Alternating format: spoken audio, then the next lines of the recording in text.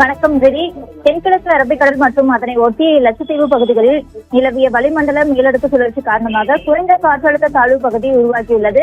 குறிப்பாக தென்கிழக்கு அரபிக்கடல் மற்றும் லட்சத்தீவு பகுதிகளில் கேரளா, கர்நாடக பகுதிகளுக்கு அப்பால் இன்று காலை 5:30 மணி அளவில் குறைந்த காற்றழுத்த தாழ்வு பகுதி உருவானது. இதனால் அடுத்த 48 மணி நேரத்திற்கு மேற்கு வடமேற்கு திசைகளில் நகர்ந்து காற்றழுத்த தாழ்வு மண்டலமாக வலுவடையும் வாய்ப்புள்ளது.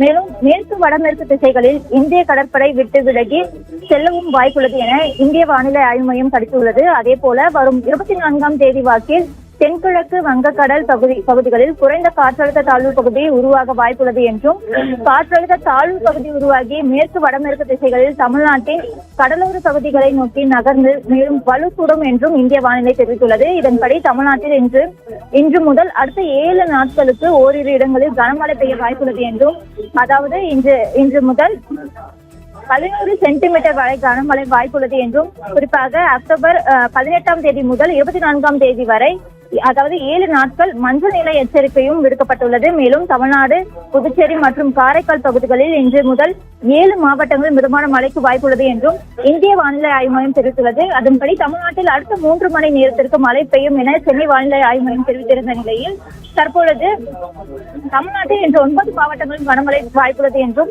அதன்படி நீலகிரி, கோவை, திருப்பூர், தேனி, திண்டுக்கல், சேலம், கரூர் ஆகிய மாவட்டங்களில் கனமழைக்கு வாய்ப்புள்ளது என கணித்துள்ளது.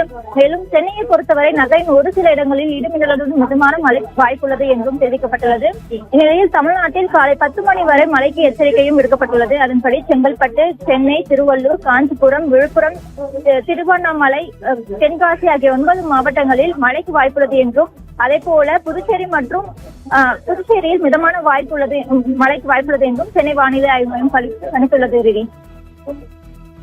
விவரங்களுக்கு நன்றி நந்தினி. தென்கிழக்கு அரபிக்கடல் மற்றும் லட்சத்தீவு பகுதிகளில் காற்றழுத்த தாழ்வு பகுதி உருவாகி இருக்கிறது.